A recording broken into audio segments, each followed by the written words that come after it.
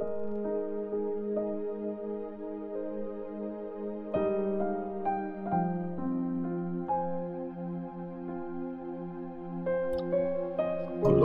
chapter 3. Since binuhay na kayong muli kasama ni Christ, mag-focus kayo sa mga bagay na nasa langit, kung saan nakaupo si Christ sa kanan ng Diyos. Isipin niyo ang mga bagay na nasa langit at huwag ang mga bagay na nasa lupa. Kasi namatay na kayo at nakatago sa Diyos ang buhay niyo kasama ni Christ. Nagkakaroon ng meaning ang buhay niyo dahil kay Christ. At pag nagpakita na siya, ipapakita din kayong ka-share niya sa kaluwalhatian. Ang dati at ang bagong buhay. Kaya patayin niyo na ang makasalanang nature niyo na gustong gumawa ng immoral na bagay, kahalayan, mga pagnanasa ng katawan, mga masasamang balak, at pagiging sakim. Kasi pag sakim ka, yung bagay na gusto mong maging iyo, halos yun na ang dinidiyos mo.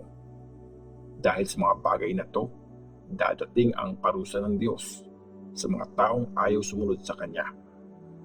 Dati, yan din ang mga ginagawa nyo nung nakokontrol pa kayo ng mga ganyang pagnanasa. Pero ngayon, tanggalin nyo na ang lahat ng galit, matinding sama ng loob, at masamang pag-iisip. Dapat walang pang-iinsulto o malaswang salita na lumalabas sa mga bibig nyo.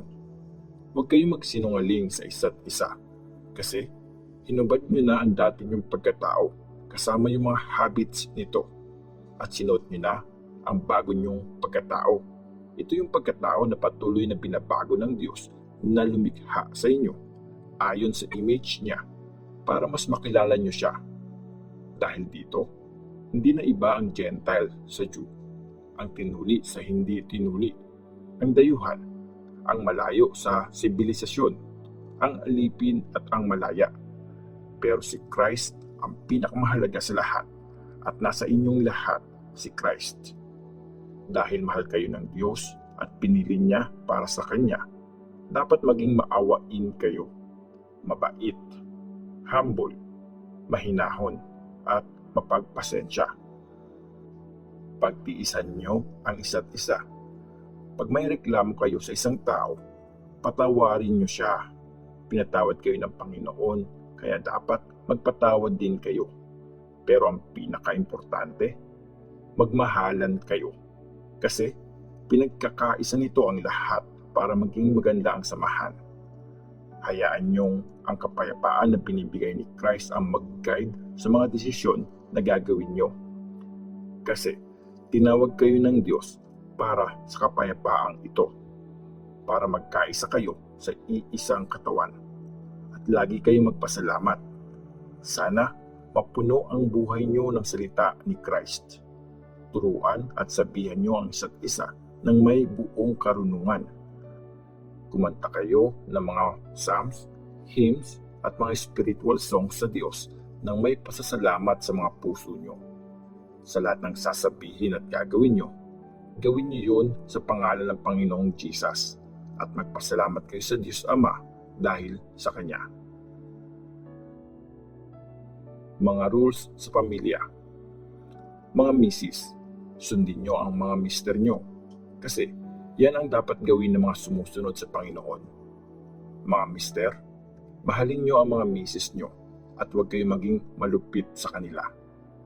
Mga anak, sundin nyo ang mga magulang nyo sa lahat ng bagay, kasi masaya ang Panginoon pag ginagawa nyo yan. Mga tatay, huwag nyong i-provoke o pagalitan ng sobra ang mga anak nyo. Baka ma-discourage sila. Mga alipin, sundin nyo ang mga amo nyo dito sa lupa sa lahat ng bagay. Hindi lang pag nakatingin sila para magpa-impress kayo. Sundin nyo sila ng buong puso kasi may takot kayo sa Panginoon. Kahit ano ang ginagawa nyo, gawin nyo ito ng buong puso na parang sa Panginoon kayo nagsaserve at hindi sa mga tao.